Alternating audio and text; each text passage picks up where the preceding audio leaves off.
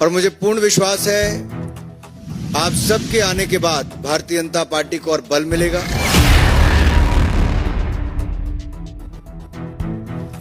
Guarantee वहां fail होने के 5 साल के बाद अवसर मिला था, यहां 1.25 साल के बाद अवसर मिला।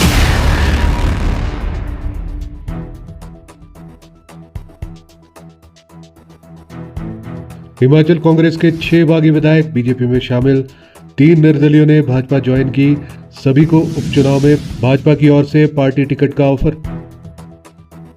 भाजपा ज्वाइन करते ही सीएम सुक्खू ने किया पलटवार, सोशल मीडिया से दिया बयान। हिमाचल कांग्रेस के 6 बागी विधायकों और 3 निर्दलियों ने शनिवार को दिल्ली में भारतीय जनता पार्टी ज्वाइन कर ली है। केंद्रीय सूचना एवं प्रसारण मंत्री अनुराग ठाकुर ने पार्टी मुख्यालय में इन्हें पटका पहनाकर पार्टी में शामिल किया। इन विधायकों ने हिमाचल में राज्यसभा चुनाव में क्रॉस वोट किया था, जिससे कांग्रेस कैंडिडेट हार गए थे। इन बागी विधायकों में सुजानपुर से राजेंद्र राणा, धर्मशाला से सुधीर शर्मा, लाहौल स्पीति से रवि ठाकुर, बड़सर से इंद्रदत्त लखनपाल, कुटलहड़ से देवेंद्र कुमार भुट्टो और गगरेट से चैतन्य शर्मा, और निर्दलियों में से देहरा से होशियार सिंह, नालागढ़ से केएल ठाकुर और हमीरपुर से आशीष शर्मा शामिल है। केंद्रीय मंत्री अनुराग ठाकुर ने कहा कि विधायकों के भाजपा में शामिल होने से पार्टी और मजबूत होगी। उन्होंने कहा कि हिमाचल में कांग्रेस के वादे ठीक वैसे ही झूठे थे जैसे राजस्थान व छत्तीसगढ़ के थे।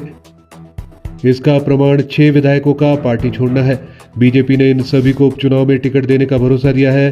बताया जा रहा है कि बागी विधायक अब सुप्रीम कोर्ट में अपनी सदस्यता बचाने को दी गई याचिका को वापस ले लेंगे। बीजेपी ज्वाइन करने के बाद सभी विधायक अब वापस शिमला लौटेंगे। शिमला के पीटर हॉफ में इनका स्वागत किया जाएगा। यहाँ पर पूर्व CM Jairam Thakur press conference भी करेंगे।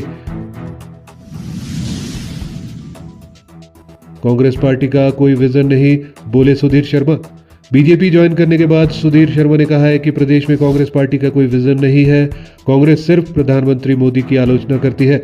जब हम अपने लोगों से किए गए वादे पूरे नहीं कर पा रहे हैं तो विधायक होने का क्या मतलब है। इसलिए राज्यसभा चुनाव में उन्होंने हर्ष महाजन को वोट दिया, जो उनके राज्य से हैं। उन्होंने कहा कि हम सब अपनी मर्जी से भाजपा में शामिल हुए हैं और मरते दम तक भाजपा में ही रहेंगे।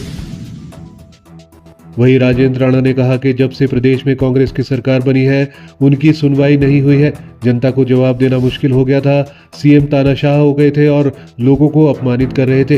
हिमाचल सरकार वेंटिलेटर पर है और जल्द हिमाचल में नई सरकार बनेगी। इधर देवेंद्र कुमार भुट्टो ने कहा कि हिमाचल सरकार में विधायकों को नहीं पूछा जाता था, सिर्फ मुख्यमंत्री के मित्रों की पूछ थी। उन्होंने जमकर लूट मचाई हुई है। इसके अलावा चैतन्य शर्मा ने कहा कि वह लगातार जनता की आवाज उठाते रहे लेकिन नहीं सुनी गई। उनके इस कदम के बाद महिलाओं को 1500 देने की घोषणा की गई है। उन्होंने कहा कि प्रधानमंत्री मोदी के नेतृत्व में नया अध्याय लिखा जाएगा। वहीं भाजपा में जाने के बाद सीएम ने भी बागियों पर साधा निशाना।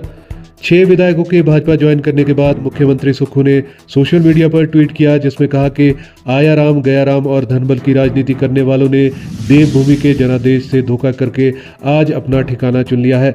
आज वे उनके साथ बैठे हैं जिन्होंने ओपीएस मांगने पर कर्मचारियों का मजाक उड़ाया, जिन्होंने पेपर लीक घोटाला किया और युवाओं के रिजल्ट लटकाए, जो अपने फायदे के लिए महिलाओं के विरोध में खड़े हो गए, जिन्होंने देवभूमि के आदर्श व मूल्यों को अपनी बेईमानी व खरीद फरोख्त वाली राजनीति से कुचला।